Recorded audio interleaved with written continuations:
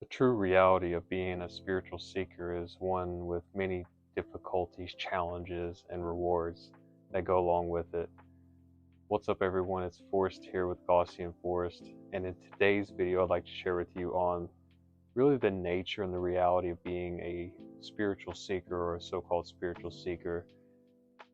A good way that I like to define a spiritual seeker is one who's completely fed up with this world, this inner nature of suffering that we find ourselves in.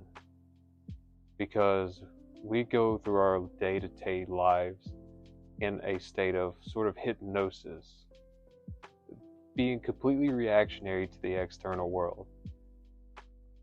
And without really knowing that this is our mechanical nature, we live in this sort of robotic state where we really don't question why it is that I feel the way that I do, why it is that I react the way that I do with life in general. You know, whether you're in a situation with difficult people, difficult circumstances, I truly think that if you do identify as a spiritual seeker, that this path holds many obstacles, many challenges, but bears much fruits as well.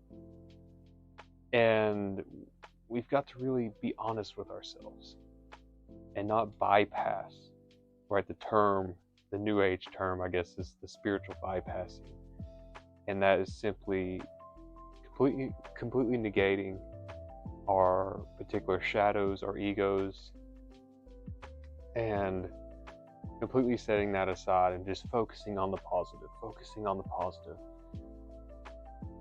And to a certain extent, that could be sincere, and because the person really yearns for a change, right? They want to see an internal shift, because right through the law of correspondence, you know, with the Hermetic principles or laws of the universe, as within, so without.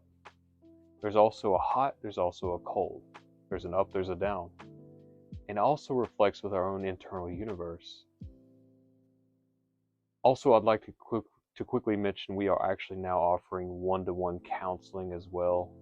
So if you're interested in spiritual counseling, the links will be in the description below. So I wanted to get that out of the way.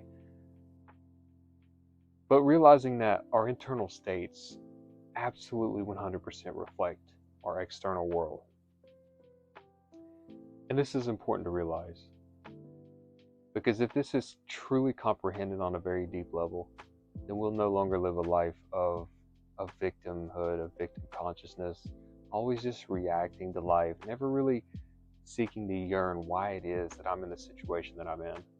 Because what I truly think is that as a spiritual seeker is one who wants to climb the mountain of ascension and reach the highest of heights.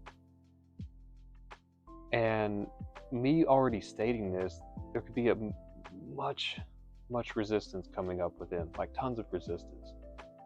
And that's because we have our own particular individual psychological states, our defects, our errors that really pull us and keep us in the chains of bondage and of this material world.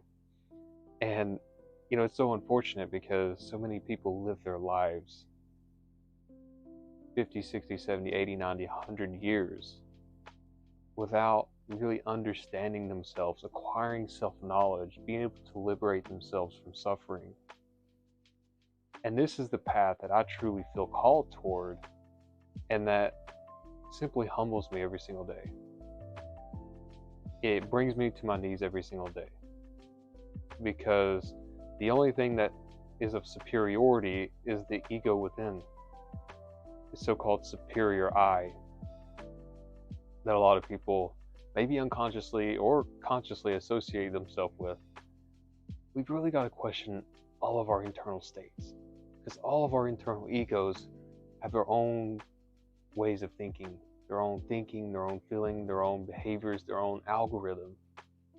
A lot of people get caught up in thinking that we're just one ego. In all reality, in all truth, we are thousands upon thousands, maybe even more. And this is simply the stark reality of the situation. But once one begins to recognize that we have a simplicity of selves within, then as the spiritual seeker, right? Or you could also correlate this in sort of conjunction with the spiritual warrior. I see these two as synonymous. To act upon self-observation, to shine the light of awareness of consciousness in every aspect, at every moment, at every instant of life. This is something very challenging because I myself am a spiritual seeker. I'm growing, I'm learning along this path. And if it's one thing I've realized so far is you've lived a certain period of your life in unconsciousness, just simply being pulled and tugged like a leaf in the wind. In reality, it becomes very difficult to self-observe, to observe your intellect, to observe your emotional center and the sexual center, because the egos actually manifest themselves in these three areas of our human machine. And at any given moment, they act within these three brains. This is also very extensively explained in the Gnostic tradition of Samael Aun-Weor, if you want to check it out. But through this sort of awareness or understanding of, I need to comprehend these errors, these defects within. And the spiritual seeker is one who really wants that. Completely has this yearning for spiritual existence. You know, just like a self-mastery, an inner driven nature of self-mastery, of spiritual mastery. And to my knowledge, that can only be done when we really shine the light of awareness within our unconsciousness, our subconsciousness, our infraconsciousness, on the areas that are deep within our psyche. And only then can we really begin to free ourselves from the bondage of our egos. And this is the real definition of spirituality. It's not pleasant, it's not pretty. You oftentimes have to approach and you have to really see the things that you don't want to see, aka the shadow self, that are our most hidden motives, our hidden aspects of our of our ego that we don't want the world to see, the most terrible parts of ourselves. And we really put those in a corner and we bury them deep within our psyche. But in order to elevate our consciousness and grow spiritually and grow in heights that one can only imagine, we have to approach these. We have to comprehend these so-called negative aspects of ourselves. And this is really the path of a spiritual seeker, one who yearns to become greater, right? Self-mastery, mind, body, spirit, and soul. And when one really makes this commitment and they don't allow them to sway off the path because of an ego, of an I, that you have one particular I or ego that wants to embark on the spiritual path, the journey, and the other simply wants to be lazy, simply wants to be in this mode to, well, I'll just allow life to come to me, and not realizing that's just going to lead to more and more suffering. So that's all I have for you in today's video.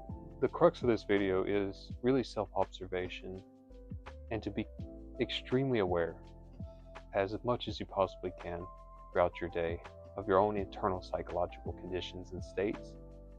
And with doing this on a daily, regular basis, it will only strengthen as a muscle does, and you'll become better and better. So with that being said, we truly hope you enjoyed this video. Also comment below letting us know what you thought about the video. And again, all the links will be in the description below if you're interested in coaching or counseling, and we'll speak soon.